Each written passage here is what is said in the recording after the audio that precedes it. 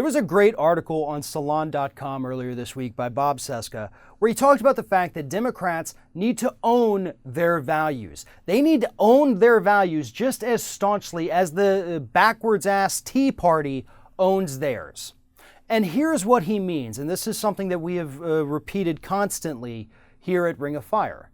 The Democratic Party can only win elections, they can only win the hearts and minds of the American public when they stand by their progressive democratic ideals. Things like health care, things like the right of a woman to choose what to do with her own body, things like college tuition, making college tuition free, reducing student loan debt. Those are things that the majority of voters, people, citizens in the United States are actually in favor of. Taking action on climate change across the board, regardless of political party affiliation, the majority of American citizens want to take action on climate change because they do believe that it is real. The list could go on, but these are all progressive ideals that the Democratic Party allegedly stands for. So why are they not out there every day defending these ideals and fighting for them, is the second part. They're not fighting for them. Sure, they tell us that they are, and then they go back to Washington and say, well, things are tough because Republican obstruction or because we're the minority, so we had to strike a deal. Let me ask you this. Did the Republicans during the Obama years, did they strike any deals? Did they do anything that was helpful for the American public, the Republicans on their own? No, they didn't. And so that brings me to another point within the article.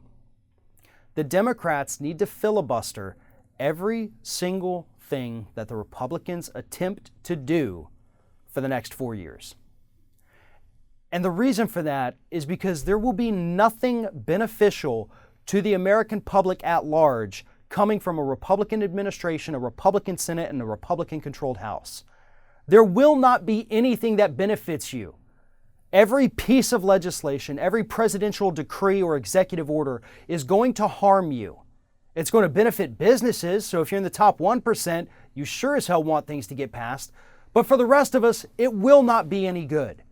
Repealing Obamacare, that is going to hurt all of us. It's going to hurt businesses. Hospitals are already coming out now saying that if you repeal this, we are going to be in financial dire straits.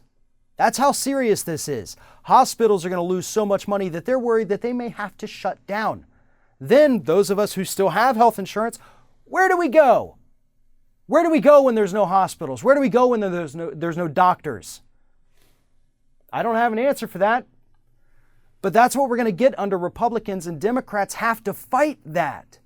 They have to fight. There is no making nice with these Republican bullies. And I mean, as I've said before, unless they come out with the free healthcare, free college tuition, and free puppies for everybody act of 2017, then filibuster it. Kill it. Make sure it never sees the light of day. That's the best we can hope for, is a very strong Democratic Party that sticks to its core values, stops playing this centrist, wishy-washy, let's make nice with everybody and compromise game, because it doesn't work for us.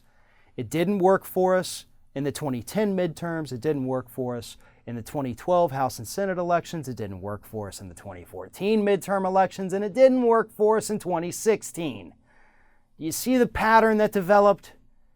If Democratic candidates and Democratic representatives in Washington stick to their values, stick to the fact that we need universal health care, stick to the fact that we need debt-free college, stick to the fact that women need to be able to choose what to do with their own bodies, and that we need to act on climate change, and that we don't need to repeal Medicare, and that we don't need to privatize Social Security.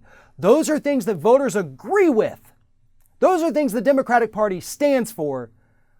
But nobody in the party as of right now is smart enough to go out there and stick to those values.